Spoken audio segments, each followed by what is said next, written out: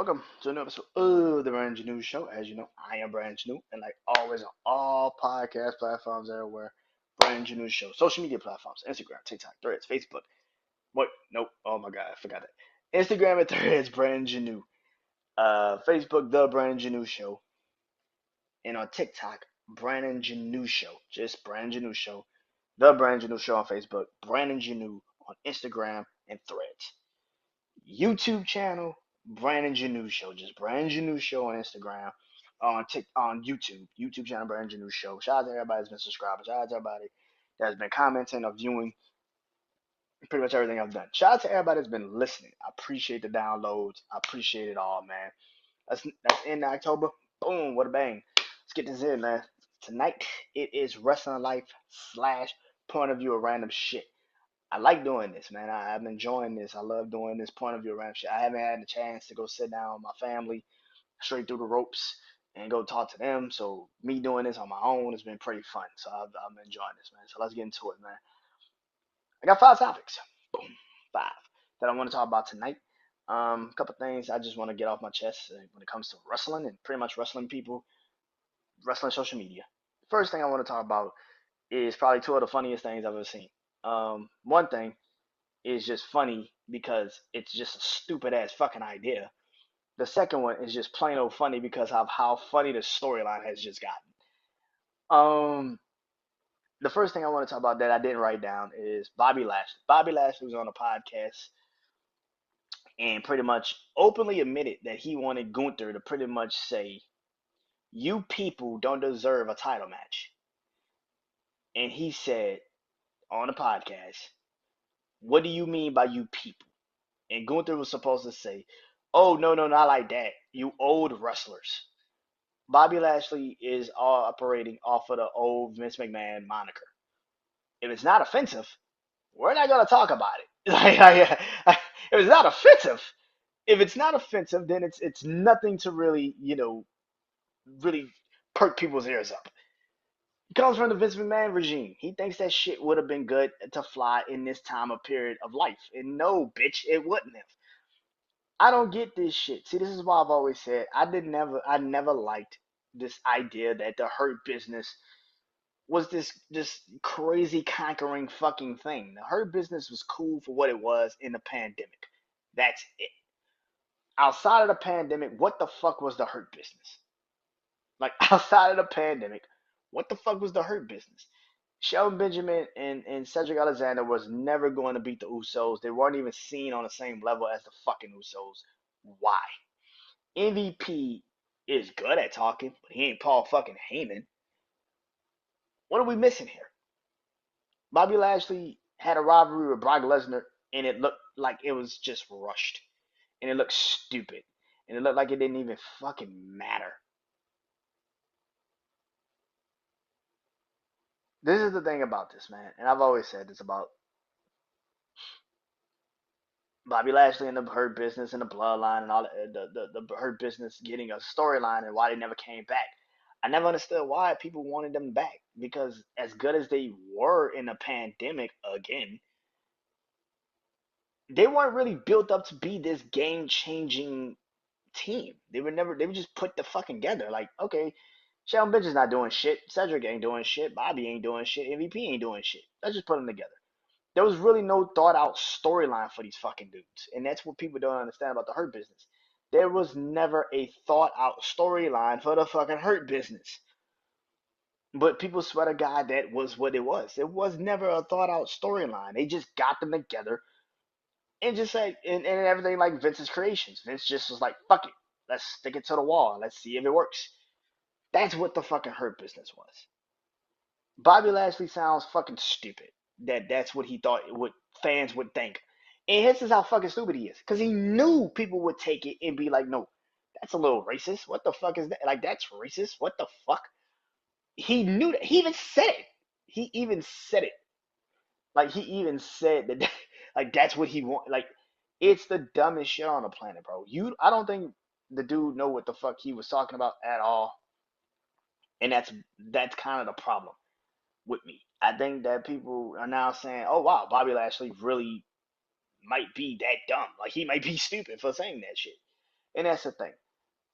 I'm happy for Bobby Lashley. He's going to AEW. I hope they reform the Hurt Business in AEW. Clearly, that's what they're trying to do. But here's the problem. Y'all going to find out what I already know, which was the Hurt Business never was a plan in place at all. And as soon as they get to AEW, you're going to realize it because now they really don't have a storyline and they really don't have shit cooking with them. And I'll talk about that in a couple minutes. What I also want to talk about is this new developing story, which is the Miz got kidnapped. The Miz got kidnapped last night. On at the end of Monday Night Raw, which was on social media. It wasn't even on Monday Night Raw. He got kidnapped by the Wyatt Six. It's the funniest shit on the planet. He got kidnapped because Kofi Kingston and Xavier Woods were arguing. He goes up to them and says, "Hey, have y'all seen Bo Dallas? Have y'all talked to Bo Dallas?" And Xavier Woods and Kofi Kingston like, "Man, we ain't talked to Bo Dallas in like 6 fucking years. What are you talking about? Like we ain't talked to Bo Dallas like 6 fucking years." That shit was fucking hilarious. And then he goes on his tour bus, and Dexter Loomis is just sitting there. And Miz like, oh, ah. He got kidnapped. That's funny into itself. I'm going to therapy today, and I'm driving, and I'm watching, and I get on X, and I just see this video of Karrion Kross and his wife Scarlett. And this shit is fucking hilarious. Karrion Kross is just sitting in his chair, showing us his drawings, and his wife come in there and says, "Hey, the man just got kidnapped." That nigga breathe. That nigga said, "How long ago?" She said, "The YC just kidnapped the biz." He's like, "Okay, how long ago?" She said, 20 minutes. About 20 minutes. He said, 20, 20 minutes? She said, "Yeah." Oh, he's definitely dead.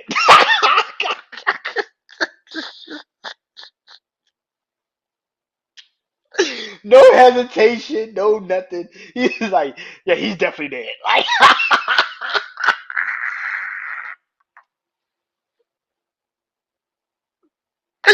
yo, that shit was fucking hilarious. What made it even better is she was like, "Hey, don't say that." Like, like, don't say that. I'm just saying, 20 minutes, he's dead. I'm pretty sure he's dead. Like, what the fuck? It's like, oh shit, I gotta get my jacket. I gotta get out this house. I don't want to. I don't leave this hotel room. I don't give a fuck. Like, it's this shit was so fucking funny. Yo, that shit was so fucking funny. Oh my god, Karrion Kross is finally getting pushed the way he was getting pushed in NXT. I fucking love it. Even though it was on social media, you cannot watch what you saw on Twitter and not think that is the funniest shit on the planet. And if you're Triple H, I know you watch social media. That is how the fuck you use social media to build your career, man. That shit was fucking hilarious. That shit was fucking hilarious. He's like, "Oh yeah, he's definitely kidnapped. He's definitely dead." No hesitation, no nothing. He said 20 minutes. Yeah, he did. Like, it's so fucking funny. He's like 20 minutes. Oh yeah, he did. He out of here, Miss. R.I.P. to Miss. Like, he didn't know. He didn't even ask. Yeah, I said 20 minutes. Oh yeah, he's dead. He's gone. He's dead and buried. This is bad. That's it. But that's how you further a storyline, man. That is fucking amazing. Even she was like, "Yo, you can't be saying that shit. Like, come on, you gotta go help this man." That shit was fucking hilarious. Oh my god, that was the best. That was the best, man. That shit was fucking hilarious, man.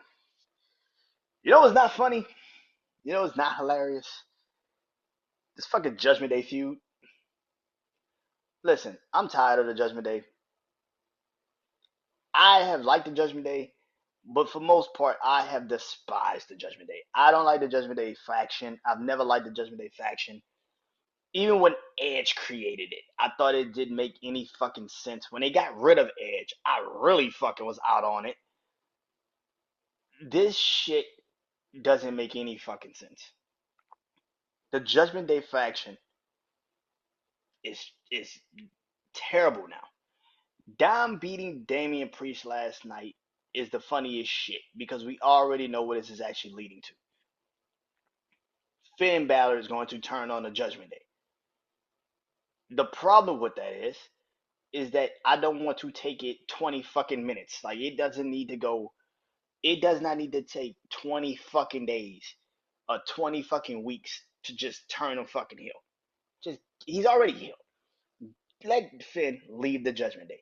They need to drop the belts. That's one. But the fact that Finn beat Dominic beat Damian Priest with the help of Judgment Day. That's one. Two. Now Dominic Mysterio is going to get a title match. That already pisses him off because, and then three, he was talking to JD McDonough as like, yo, like you got to check in with me. You can't be doing that shit. And he's like, whoa, wait a minute. I thought we had no leaders. This is where the problem kicks in.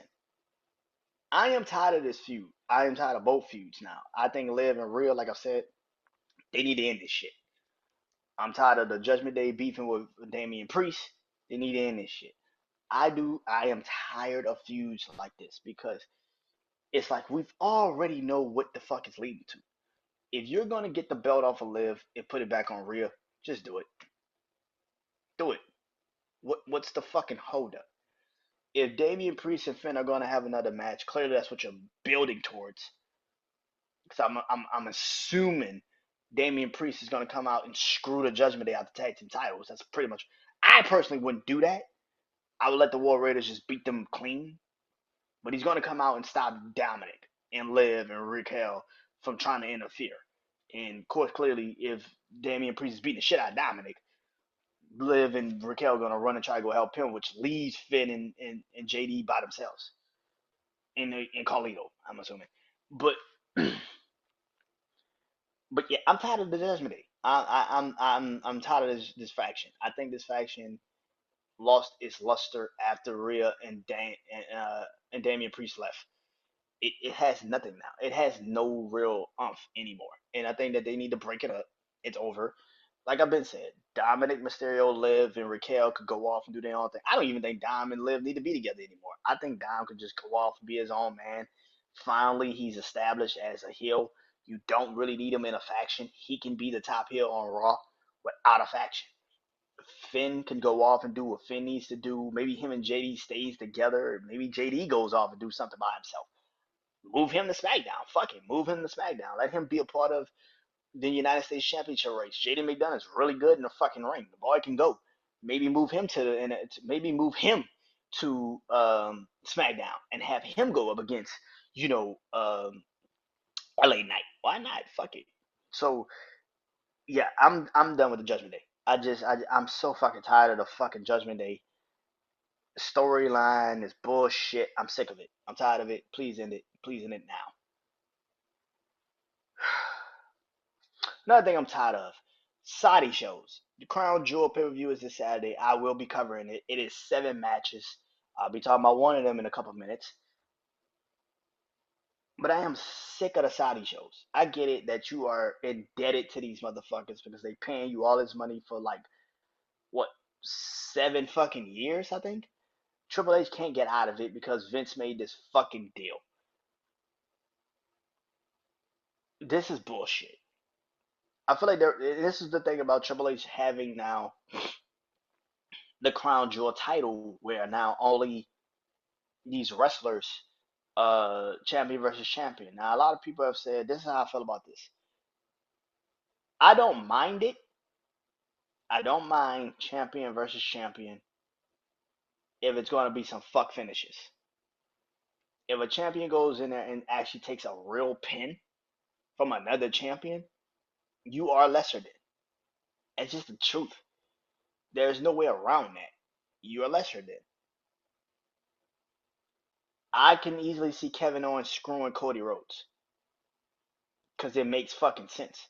I can see Kevin Owens putting Randy Orton on the shelf early in the night because they're going 1-on-1 at Crown Jewel. I can see Kevin Owens, and then Cody Rhodes running out there to try to help Randy, but he's too late. He power bombed him on the fucking apron. You already know they already talking about Randy's back, so Kevin Owens power bombs him on the fucking apron. Power bombs on the apron. Cody runs out try to save him, but he can't because he's too late. and then Kevin Owens comes back out and screws him out of the match against Gunther, and that sets up Cody versus Kevin Owens at Survivor Series. Perfect, done. We got what we needed. On to the next. Gunther wins the match because he stays dominant, and that's what you need. Because here's the thing: out of all of the people, Dominic Mysterio, hopefully they fight on a Monday Night Raw. They does not need to be at no fucking Survivor Series. God Almighty, please, no, don't do that. What the problem lies is do you have CM Punk or do you have Damian Priest fight him at a Survivor Series? Now that's pretty much the conversation. How long does Drew McIntyre sit out? Too. That's another conversation that you need to have. So yeah, Liv and Nia. Again, I don't know if Tiffany cashes in Money in the Bank. I would not be surprised if she does. It'd be the perfect time to do it. But I've also been like, the women's war game match should be on SmackDown. There's way more stories on SmackDown. You could do Bianca, Jade, Bailey, Naomi, and a returning Charlotte. That's five. Versus Tiffany, Nia, Piper Niven, Chelsea Green,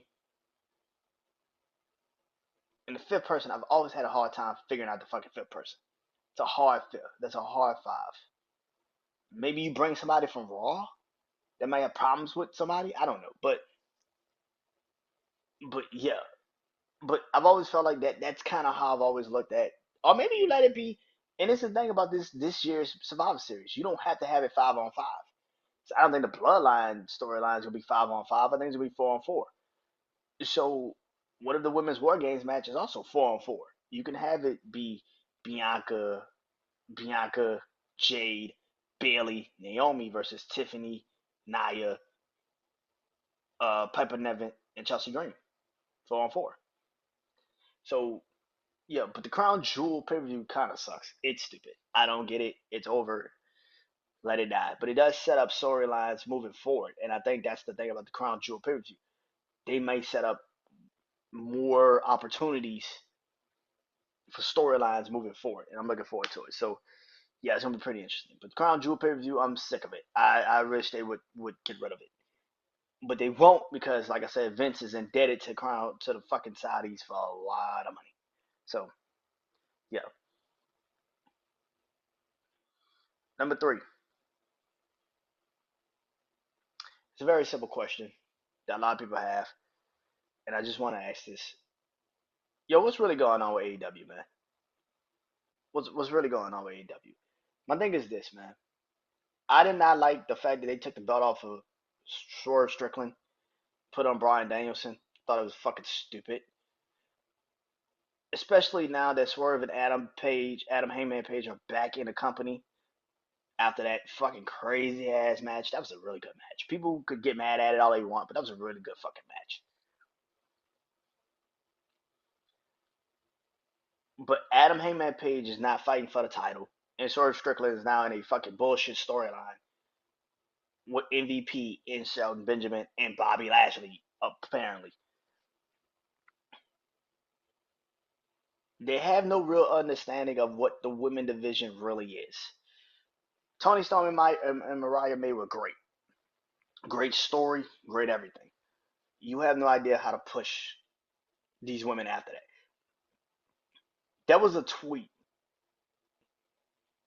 that I saw over the weekend. And that was somebody said, I miss Sasha Banks. And somebody put on there and said Mercedes Moné and Sasha Banks are two different people. So it's clearly cool that you could miss Sasha Banks. I miss Sasha Banks too. You can clearly see they have creative control in AEW.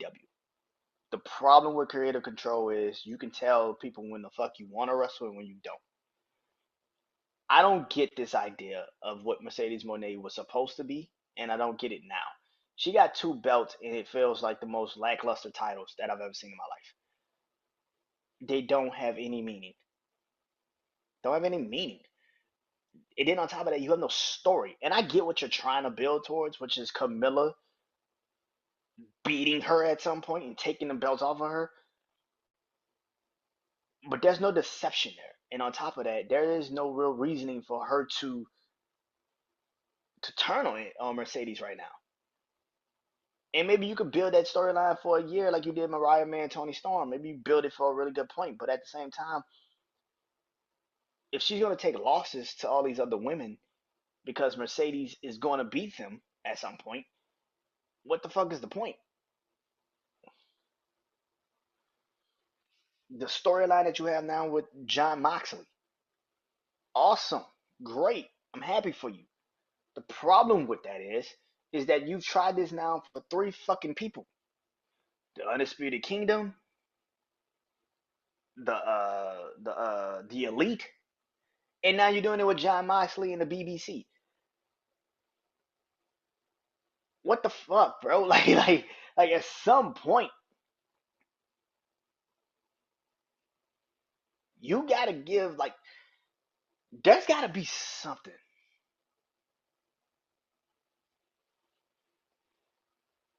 You gotta have something, man. And you can't keep trying to create NWO. And that's what the fuck you're trying to do. You're trying to create the NWO energy. But here's the thing about the NWO. Hulk Hogan was beloved. And they turned him heel in one fucking night. The NWO was the hottest fucking thing on the planet. You couldn't touch that even with a fucking. You couldn't touch that shit.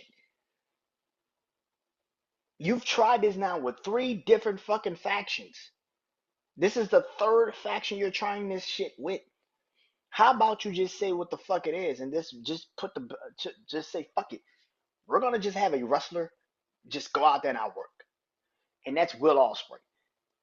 I don't give a fuck. Bryan Danielson clearly is not coming back anytime soon. Even if he does come back, you're gonna have him beat Jon Moxley and get the belt back. The fuck's the point? I don't get the fact that Adam Hangman Page is nowhere near the title.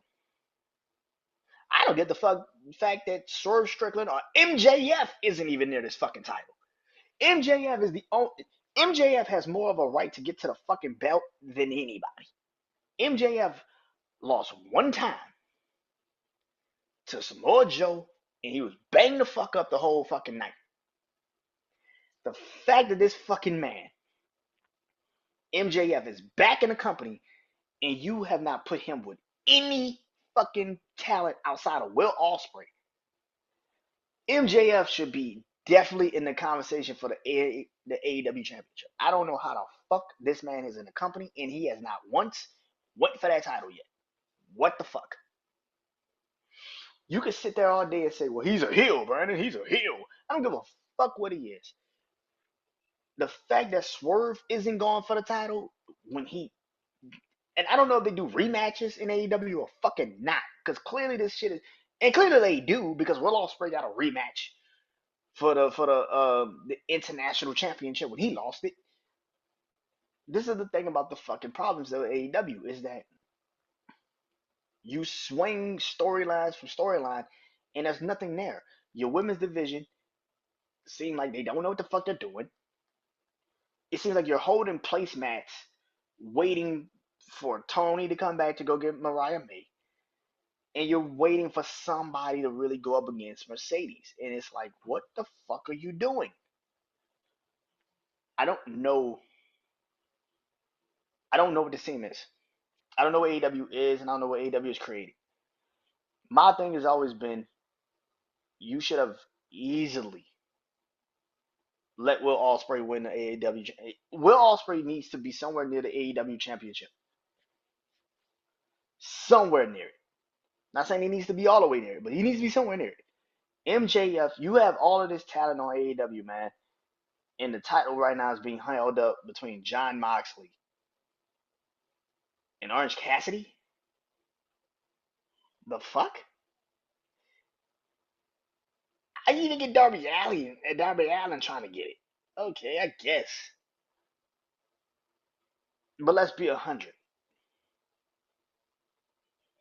Any of those options better than MJF? Will Ospreay? Any of, any of those options better than MJF? Will Ospreay? Swerve Strickland? Adam Hangman Page? The fuck are we doing, AEW? All that talent and you ain't doing shit with it. Fucking ridiculous. And I don't even want to talk about them holding people hostage because they know they're going to WWE. You're supposed to be the alternative. This motherfucker, Tony Khan has turned into Tony McMahon. Tony Vincent Kennedy McMahon. Fuck out of here.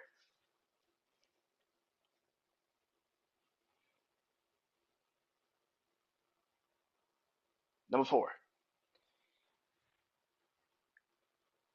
I'm gonna just be real. NXT has the best women's division in all of pro wrestling. NXT has the best women's division in all of pro wrestling. Anybody that don't think they are, you are delusional. They have characters, they have storylines, they understand what they're trying to actually accomplish. When you look at the NXT women's division, you actually have real women that are like you can see them on the main roster doing greatness when they get to the main roster. Roxanne Perez is of course the leader of that shit. She deserves all the praise she gets. She is that fucking good in the ring. Booker T trained her right. She is the fucking prodigy, and anybody that tells you that she's not, you are fucking delusional. That girl is the fucking prodigy. She is the shit. She can fucking go in the ring. And she gets better. She's only like 24. She's fucking good. Fucking good. She carries the NXT women's division like it's nothing. Because she deserves it. Um, and then you have, you know, fatal influence right now with the North American Women's Championship. But then you have these new influxes of women that's coming in. Stephanie Vancouver, uh, Soraya, that's what they're naming her. Formerly known as Delta, Julia, and then you still have the women that you haven't really pushed really yet. Nikita Lyons, who's been in and out for a long time. Corey Jade, who just came back and was in that match Sunday night with them. But then you have uh, Kalani Jordan, who just dropped the belt for the first time. She's the first inaugural women's North American champion. You got Jada Parker. You got Soruka. You got man, women on NXT is winning. You got Sinclair, Wanda Sinclair. Like you got some women in NXT, bro. Like women, the women's NXT division is the best women's division in all of pro wrestling. It's better than AEW. AEW just got the names. NXT's got the best women because they can go out there and actually fucking wrestle. That's the thing, and they actually have storylines. Yeah, I didn't even say Lola Vice, who's also in it. Like, shit is crazy, man. And last but not least, so I talked about this Sunday, and I want to talk about it a little bit more. So last night, Jimmy and Jay finally hugged, and well, they didn't hug, but they pretty much got back together. Pretty much told each other, listen, we brothers, we twins, we gonna always be there for each other. Let's put this shit to bed. Let's handle, excuse me, the new bloodline. Solo, you know, the Tungans, and Jacob Fatu. Let's go handle that. The storyline picked up when Sami Zayn was just sitting backstage waiting for them. Jay and Jimmy walking through the curtains, coming out backstage area, and Sammy's just sitting there like. And here's the thing that people don't understand about this storyline: Sammy and Solo have always been cool. That is true. But Sammy's also always was manipulated by Roman. He was never manipulated by Solo. And that's the thing. That is what's going to play into this storyline so beautifully because it's going to be Roman having to understand that he has to trust the family. That the family is always who gave him what he needed. The family always protected him. Now that he has what Cody told him, he's a chief. He's a chief with no tribe. But the tribe is now starting to come back and get him and help him. This is what sets up The Rock. This is what sets up every fucking thing moving forward. And now the WWE is pretty much announced that they are pretty much now having a G League because everybody, I swear to God, everybody told you the NXT was the G League, the third brand, the developed brand. Now you have now this announcement that they're now bringing in the Cody Rhodes training school. You're bringing in Booker T's training school. You're bringing in Seth Rollins training school. You're bringing in so many people's training schools to help. That's a big thing, man. But this bloodline storyline is so crazy. But people now have this conversation every day on social media, which is it rushed? No. Actually, to be honest with you, yes. Should it have started a couple of weeks before that? Maybe. But again, you would have never got the moment of Jey Uso winning the Intercontinental Championship if it didn't get rushed like it is now. Jey would have never won a title. The Bloodline would have never won the tag team titles. None of this shit would have played out the way it is. Also, you have to put into perspective, Jimmy was the piece. Yeah, you could have put Jey and Roman back together, but what would have really meant? Would it made sense? Would it have made fucking sense? And that's the thing. No, it wouldn't have, because Jimmy was the missing piece. Jimmy was the go-between. Jimmy was the one that only could go to Jey and say, "Hey, listen, I need you. We need you." Because Roman's got too much pride. Jey's got too much pride. Jimmy, on the other hand, is the one in the middle. And it also plays into what happened at the beginning of the storyline the first time, which was Jey being the one in the middle of Jimmy and Roman. People forget Jimmy was very against joining the bloodline when he first came back from injury. He did not want anything to do with the bloodline storyline. He did not want anything to do with Roman. Jey's the one that was like, listen, man, I'm not having y'all two bicker all fucking day. I'm gone. Fuck this. Y'all deal with me. Y'all call me when the fuck y'all figure this shit out. Roman was the one that had to go get Jey and had to tell him, listen, we're gonna put this shit to the side and we're just gonna, we're gonna handle this shit. That's the thing. So this storyline is always layers, man. It's always fucking layers. Now they're saying Sammy might pop up at Crown Jewel, and that's another thing. Me personally, I would have preferred Roman and Solo at some point having a one-on-one match. It might happen at Saturday night main event. That would actually be a billing match. That would be a huge match if you actually did it at Saturday night main event. But this Bloodline storyline is not rushed. Actually, to be honest with you, it's gonna pick up real fast, and then people are gonna sit there and be like, "Man, this is the best storyline on the planet again." That's the thing, man. This storyline isn't rushed because we already know the fucking pieces of the storyline. We already know who's gonna be in it. We already know who's gonna be. That's why I feel like that's not a rush story. A rush story is a motherfucker fighting a person who's only had 3 matches on the fucking roster and giving a title match. Now that's a fucking rush story because there's nothing there. There's just a match. The Bloodline storyline has been cooking for 3.5 years, 4 fucking years. We already know, like I said, we already know the participants. We already know what the fuck is about to be. This is not rushed. This is just the next chapter of the story. Now, what's about to go down afterwards? Let's see. And that is it. That is my wrestling life point of view of random shit tonight. If you guys enjoyed this episode, I'll be back talking about wrestling life because Crown Jewel is this Saturday, and I'll be talking about the pay-per-view after it goes off. But until then, I am Brandon Janeau. This is Wrestling Life. Peace.